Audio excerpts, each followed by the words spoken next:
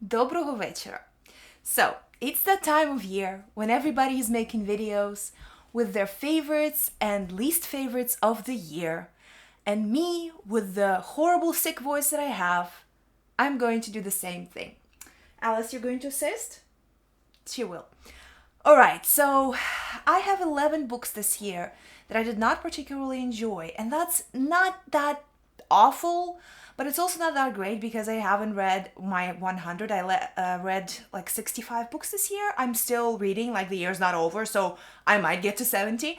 But yes, let's talk about that silly 11 that just did not impress me at all. A few of these books, they're not rated that low. Like I rated a few of them 3 stars.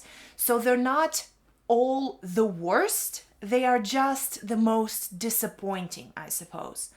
Couple of them were really, really bad, and I'm going to preface that by saying that I just really hated this one and this one just disappointed me. So yeah, let's do this. We all love talking trash about books we didn't like. Okay, number 1 in my list, just so that you can start hating me immediately. I really didn't like Homebody by Rupi Kaur. I gave it 1 star and I didn't even finish it. And I'm not even sorry to say that I gave a book 1 star without finishing it. I read half of it and it was enough for me to say that this is bad. I'm going to put out a video in a couple of days where I'll be talking more in depth about this specific one and why I didn't like it. But just to explain a little bit, in case you loved it, I'm happy for you. I'm glad that you enjoyed it. And I'm always happy when people say, oh, this book really spoke to me on a personal level. It made me feel things, made me feel seen and better. And I'm happy for that. Like, it's great that it made you feel like that. But I think that it was not poetry. And it hurts me to say it about a book that was filled with so many deep personal feelings of the author. And I admire her for coming out with all of these things and saying them out loud so that we can also feel like, yes, we're not alone in these specific struggles. We feel the same thing. But at the same time, the medium that was chosen to depict those feelings, whilst the author wanted it to be poetry, was not poetry. 2 lines broken by spaces in irregular places are not poetry. I'm sorry. I know I'm a snob, but like there can be a whole big conversation here, but yeah, that was just no, bad. Moving on. Book number 2 that disappointed me. This was 3 stars. It wasn't awful. It was just disappointing, and it's Peter Pan by J.M. Barrie. I know that this is a beloved children's classic, and that's the reason I read it, but this was just Plus, Peter Pan's a dick. Honestly, I don't want to read this to my kids. I don't want to read this to my friends' kids. And the charming Disney adaptation, like all Disney adaptations, strays so far from the source material and completely erodes all the actual sense that was put into the story and just changes it. Like, this is about a child who died, who left his mother and died, and then kills other children, trying to take them away from their families. Like, this is the worst interpretation of it that I can give you, but it's basically what it is about. And yes, this is also about childhood wonder, and yes, there's a beautiful romantic story about how this book was written, but honestly, I mean, I feel like there are certain classics that we need to start letting go of. Moving on. Book number 3 that really, this was a really big letdown, and I'm upset about not liking this book. Like, this genuinely made me sad. Even though I gave it 3 stars, it's Medusa by Jessie Burton. Jessie Burton is one of my favorite contemporary modern English writers. She writes historical fiction, and all of her books that I've read, I read all of her books, and except for the last one that came out, not yet. They are beautiful, they are brilliant, they are incredibly well researched, and they make me happy. Medusa is the retelling of the Medusa myth, and it is illustrated by the same illustrator who did the big illustrated Harry Potter books. I don't know. Olivia Lomanek Gill. Yeah, that's the illustrator. And the illustrations are just most of the rating for this book. They are beautiful. They made me really happy. I just sat there looking at them and they made me want to paint, like they inspired me to do what I love, which is to paint. which I think other art is what it's supposed to do. But the story itself, I think it was a little, just a tad heavy-handed. So I didn't appreciate a couple of the sentiments here about how, like, don't get me wrong, like, I understand where the Medusa story comes from. I understand what it means, and I understand what specifically this story is talking about. But there was this one thing where it was like said to Medusa said to a male character that he would never understand what it's like to be hit upon by a man, or like have these violent advances being essayed.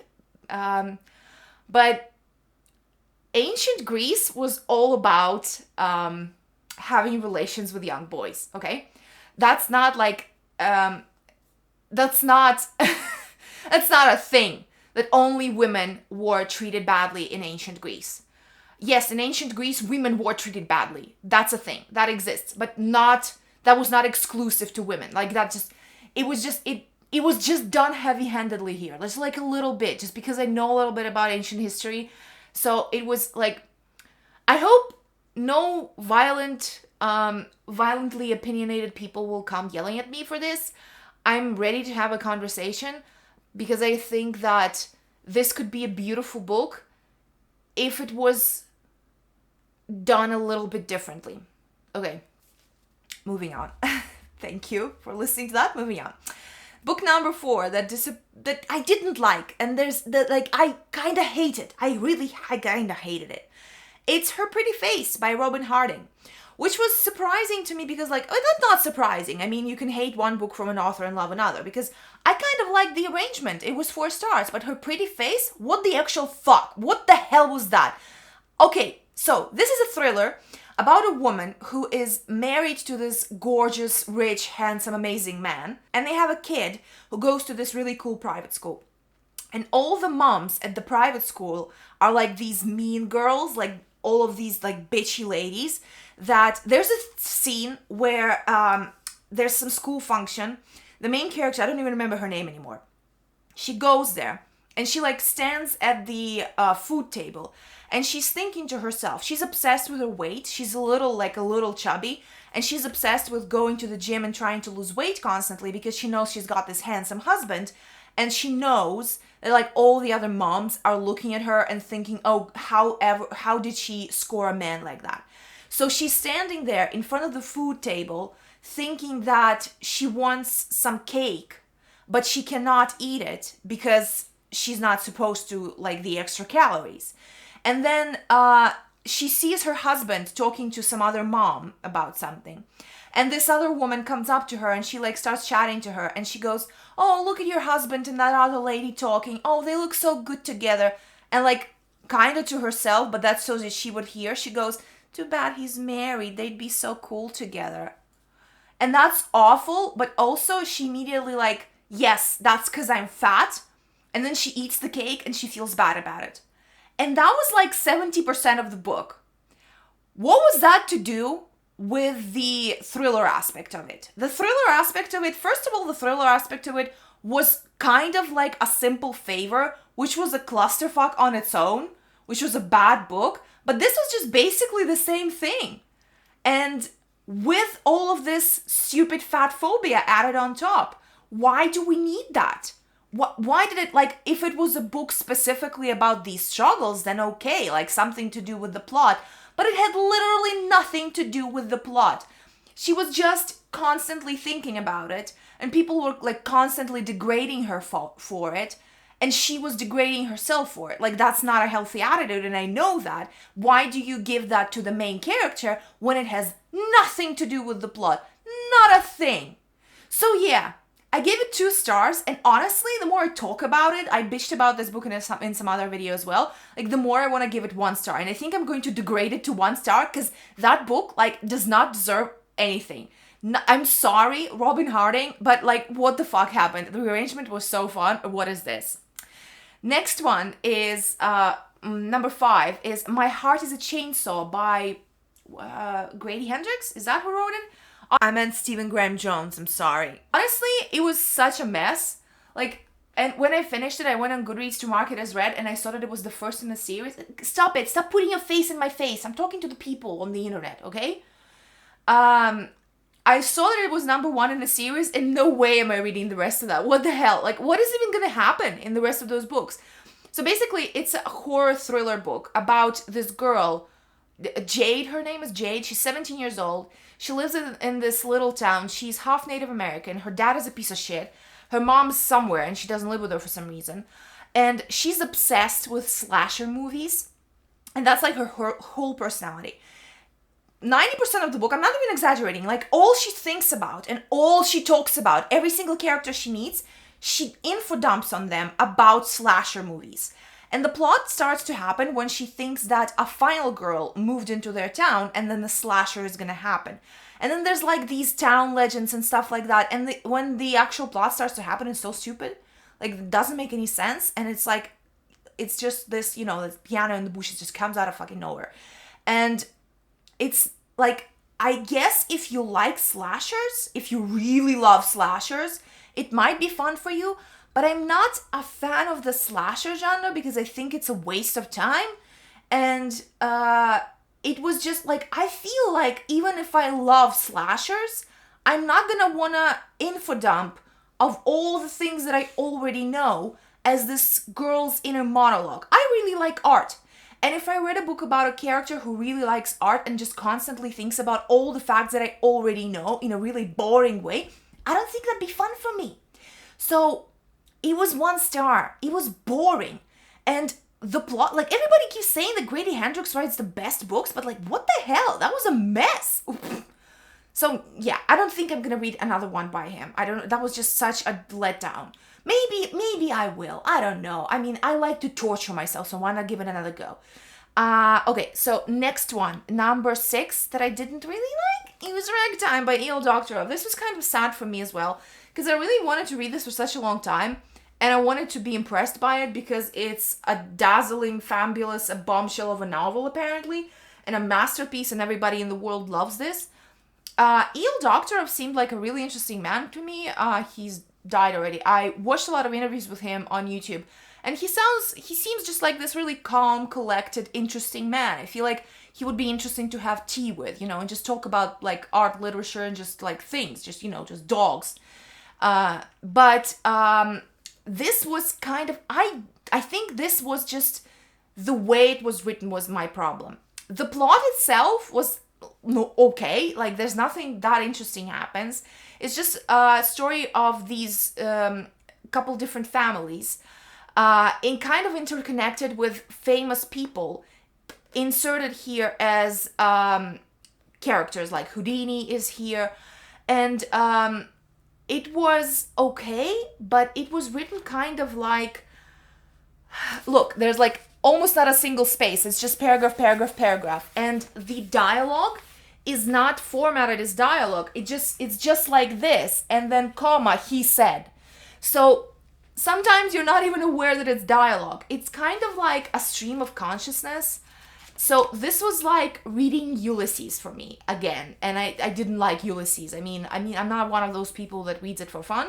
So like it was just a letdown because like I read another E.L. Doctorow a month after this, and I loved that one. And that one, his fans are saying that one is really worse than this one. So I mean, I'm sad about that, and I'm salty, and let's move on. Okay, book number 7 is The Beautiful Ones by Silvia Moreno Garcia, and it was 3 stars. I think I should start reading the synopses of books more carefully, because I was sure that was a fantasy kind of like mystery, but it was a romance fantasy, or fantasy romance, whatever it is. And like the fantasy element was kind of barely there. It's about a world that is based on the Belle Epoque, and the main character, I already forgot her name. People in this world, they sometimes have a power to telekinetic powers. And it's kind of like frowned upon women using it. It's like seen like bad form. So this girl, she wants to learn to use it, and she really likes performers who use it. So she comes to the big city to stay with her cousin for the season, and her cousin's a bitch. And then she meets this man who is a performer, and she becomes interested in him. And there's like a love triangle and, drama and stuff like that. But it was boring. I mean, if I didn't have a chance to read it and like listen to some of the audiobook, I don't think I would have finished it because it was just so boring. Nothing happened. Like, no, I mean, things happened, but when I say nothing happened, like nothing interesting happened. Like, things happen, but I'm just like zoning out because nothing grabs my attention. The characters feel like wet lettuce, and it's just not fun. So yeah, it was. I mean, I guess if you're a fan of the genre, it could be great for you. Like, if you like fantasy romance, like romance with a little bit of something speculative added in it, maybe it would be good for you. But I don't know if maybe her writing is not great for me, because Mexican Gothic, while I thought the plot was interesting, the writing itself and the main character just drove me nuts. So probably maybe I'm just not jiving specifically with the writing style. Number 7 is it number 7? No, it's number 8. Don't kill me, but I gave The Seven Husbands of Evelyn Hugo 3 stars. And I'm thinking like maybe like it's 2.5 stars. It was boring. The only interesting parts of it, like, first of all, it wasn't this like sad, dramatic story that everybody led me to believe it was. I didn't cry or feel anything.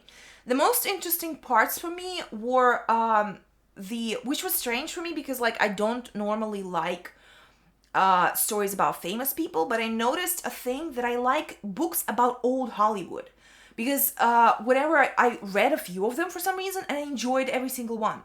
Like, it's fun to see that old Hollywood, like, things that happen, all the drama, but the story itself, it was just like, okay, all right. Yes, the ending, like, it was a little twisty, and I was like, oh yeah, that's a good twist, that's not bad. But I mean, all the same, it was just like, well, okay, I mean, good for you, but like, well, what else is there? I'm sorry, I know so many people love it, but it was just meh. I don't even want to talk about it. Like, there's nothing to talk about. You know what this book is about. It's about Evelyn Hugo. She's a BIPOC woman, and she's also not straight, and she became this big Hollywood star. And she contacts this journalist who's like a nobody in a little magazine to ghostwrite her memoir. And this journalist is like, why did she choose me?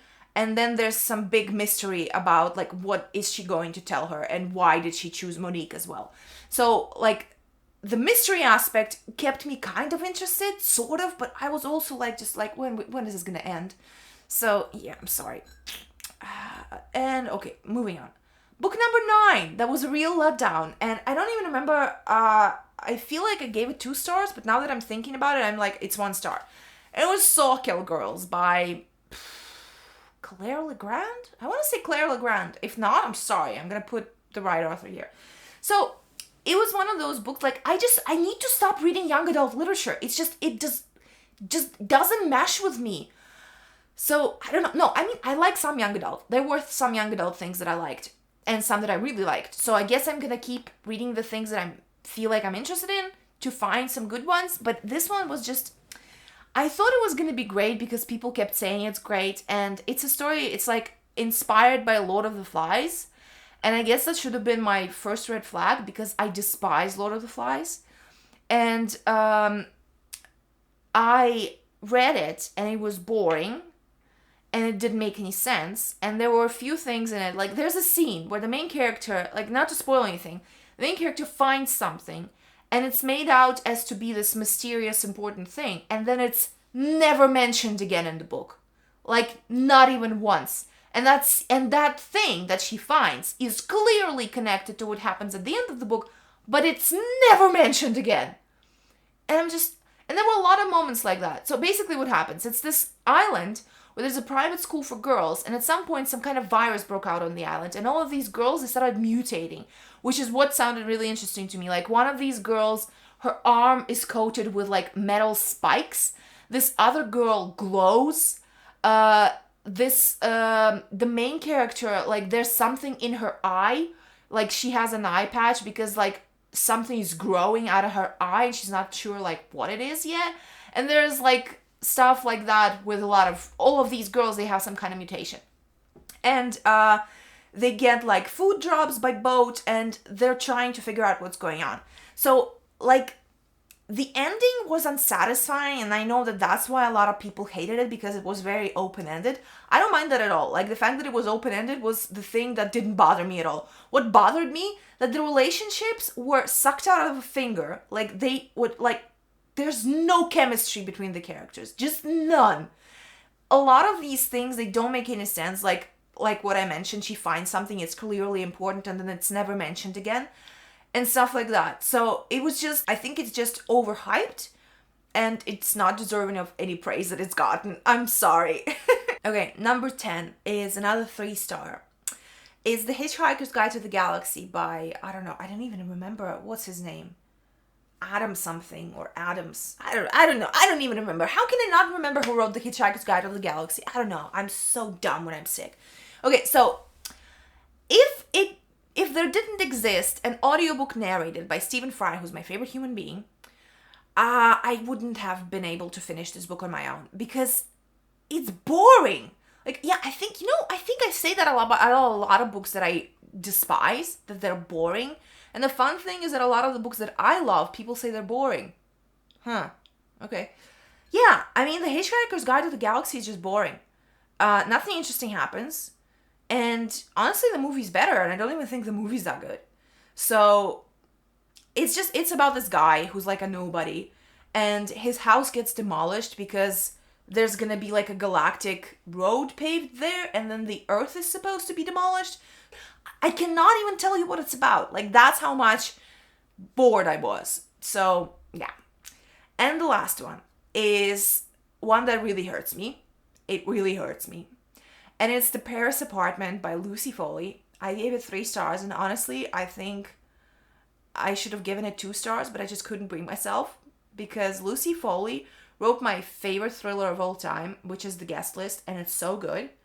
But The Paris Apartment didn't make any sense. It was dumb. It was poorly constructed. And even though, like, I felt intrigued by what was happening and I liked all the different character perspectives, I knew exactly what the ending was going to be from like the first 20 pages.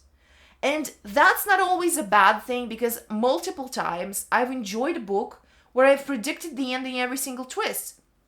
If the lead up to the twist is good, if the characters are good, if the world building is good, I'm going to enjoy it. But there was like a lot of stuff that just didn't need to be there. This girl, she goes to live in Paris because something happened back at home.